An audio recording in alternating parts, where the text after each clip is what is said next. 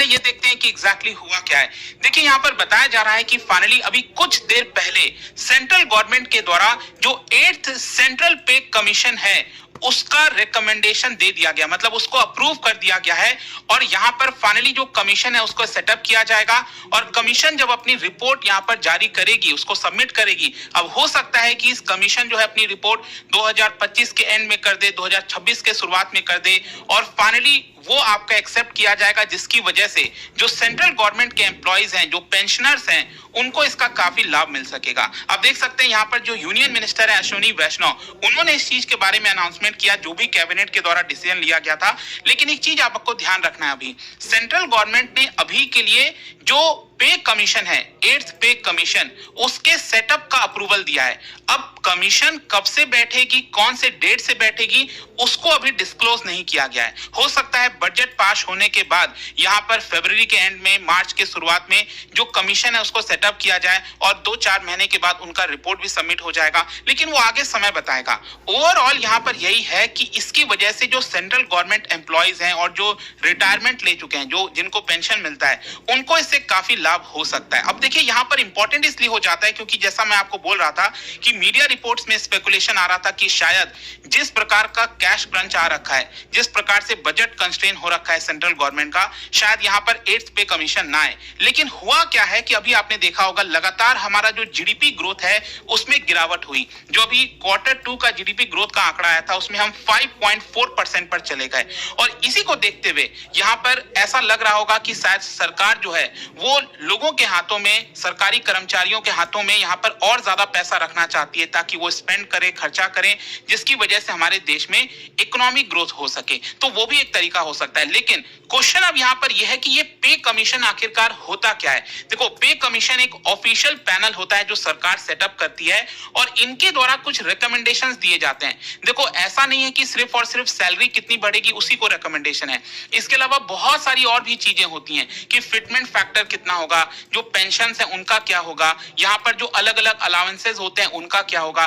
बहुत सारी चीजें होती हैं जो देखना होता है और वो सारे रिकमेंडेशन सेंट्रल गवर्नमेंट को दिए जाते हैं और सेंट्रल गवर्नमेंट जब उसको अप्रूव करती है तो यहाँ पर सरकारी कर्मचारियों की जो सैलरी है, पेंशन है, वो यहाँ पर बढ़ जाती है।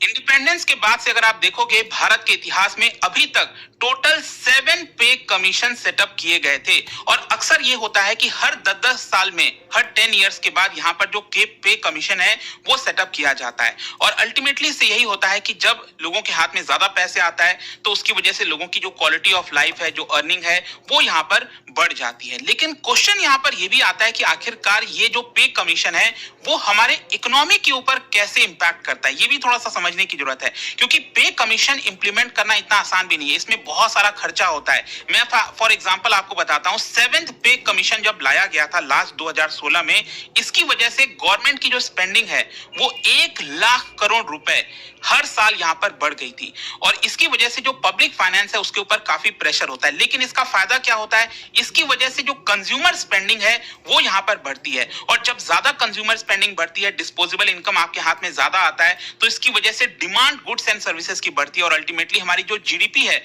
वो बढ़ जाती है। क्योंकि इस समय अगर आप देखोगे हमारे इकोनॉमी में जो मेन प्रॉब्लम है वो, अगर हम जीडीपी की बात करें, C+I+G+NX, मतलब यहां पर होता क्या है, जो कंजम्पशन है, प्राइवेट कंजम्पशन और इन्वेस्टमेंट, गवर्नमेंट एक्सपेंडिचर, इसमें जो प्राइवेट कंजम्पशन है उसका वेटेज लगभग 55 से 60% का होता है।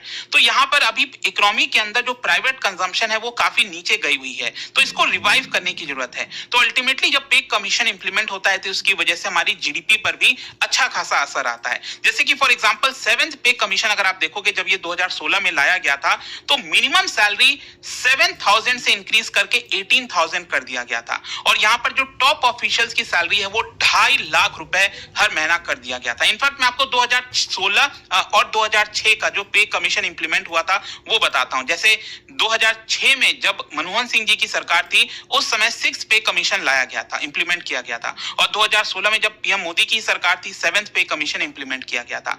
तो 2006 वाले 6 पे कमीशन में जो पे बैंड है, ग्रेड पे, उसको लाया गया था। आपको याद होगा पहले आपने देखा होगा 4800 पे बैंड में होती थी चीजें, 5200 इस तरह से होता था। लेकिन 2016 के 7th पे कमीशन में इसको सिंप्लीफाई कर दिया गया और मिनिमम पे जैसा कि मैंने आपको बताया 7000 से इंक्रीज करके 18000 किया गया था। मैक्सिमम पे 2006 में ये कर दिया गया था 80,000 रुपए पर महीना सेक्रेटरी लेवल का। लेकिन कैबिनेट सेक्रेटरी का 2016 में 7th पे कमीशन में सैलरी कर दिया गया 2.5 लाख रुपए।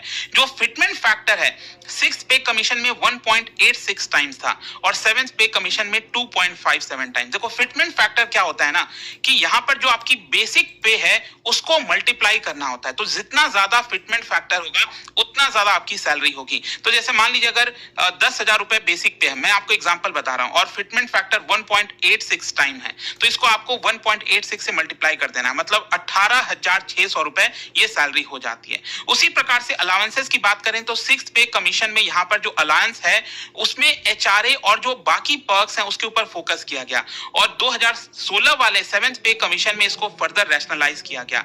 ग्रेट्युटी आपको पता है जब आप लॉन्ग टर्म किसी ऑर्गेनाइजेशन से जुड़े होते हो, आप लंबे समय तक कर्मचारी रहते हैं, आप रिटायर होते हैं, तो अक्सर लंबे समय के बाद यहाँ पर आपको एक ग्रेट्युटी मिलती है। तो 6th पे कमीशन में ग्रेट्युटी का जो अमाउंट था वो 10 लाख रुपए था, जिसको बढ़ाकर 7th पे कमीशन में 20 लाख रुपए कर दिया गया और इसमें डीएनएस अलाउंस को भी जोड़ दिया गया, मतलब जो इन्फ्लेशन वगैरह होता है 3-3% वो भी इसके अंदर ऐड कर दिया गया। पेंशन 2016 के 7th पे कमीशन में मिनिमम पेंशन 9,000 रुपए पर महीना किया गया और डीएनएस अलाउंस भी आप देख सकते हो, जो आपका हर साल डीएनएस अलाउंस क्या होता है, जो आपका पे होता है ना, जो आपको सैलरी मिलती है उसमें इजाफा होता रहता है हर 3-3%, लगभग मान के चलिए हर 6 महीने में 3-3% का एक प्रकार से इजाफा होता है। लेकिन क्वेश्चन यहाँ पर यह है कि जो 8th पे कमीशन है इसका मतलब क्या है। देखो ज्यादातर ये कहा जा रहा है कि जो 7th पे कमीशन में रिफॉर्म्स लाए गए थे इसको फर्दर बिल्ड किया जाएगा और यहाँ पर और ज्यादा चीजों को एनहेंस करने की कोशिश की जाएगी और इसीलिए यहाँ पर फाइनली जो कमिटी है उसको सेटअप किया गया है। अब देखिए एक्सपेक्टेशन यहाँ पर ये बताया जा रहा है कि मोस्ट प्रॉब्ली इसमें जो फिटमेंट फैक्टर है उसको 2.57 से बढ़ाकर 2.86 कर दिया जाएगा। इसका मतलब ये हुआ अगर ये होता है तो सेंट्रल गवर्नमेंट एम्प्लॉइज की जो सैलरी है वो लगभग 186% इतनी इंक्रीज हो सकती है। लेकिन देखिए सब कुछ अल्टीमेटली स्पेकुलेशन है, जब तक यहाँ पर कमीशन सेटअप नहीं हो जाता, कमीशन की रिपोर्ट नहीं आ जाती, तब तक हम एकदम क्रिस्टल क्लियर चीजों को नहीं कह सकते। लेकिन यहाँ पर अगर आप डिमांड देखोगे, जो गवर्नमेंट एम्प्लॉइज के जो यूनियंस वगैरह हैं उनके जो डिमांड्स आ रहे थे कि उनका कहना था कि जो मिनिमम सैलरी है उसको 18,000 से बढ़ाकर 26,000 से 30,000 रुपए महीना करना चाहिए। फिटमेंट फैक्टर को कहना था कि 3.5 कर देना चाहिए। डीएनएस अलाउंस में यह भी कहा जा रहा था कि इसको थोड़ा सा इन्फ्लेशन के तहत ज्यादा एडजस्ट करना चाहिए। क्या होता है कि अभी डीएनएस अलाउंस आपका साल में 2 बार किया जाता है, लेकिन कई बार साल में देखने को मिलता है कि इन्फ्लेशन और ज्यादा बढ़ गया, तो उसके ऊपर फोकस करके डीएनएस अलाउंस के ऊपर और इजाफा करना चाहिए। इसके अलावा पेंशन में भी चेंज आएगा, साथ ही साथ हाउसिंग और ट्रैवल अलाउंस इसको थोड़ा सा और रैशनलाइज करना चाहिए। क्या होता है ना, कई बार कंप्लेन ये आती है कि जो लोग दिल्ली और मुंबई जैसे शहर में रहते हैं उनका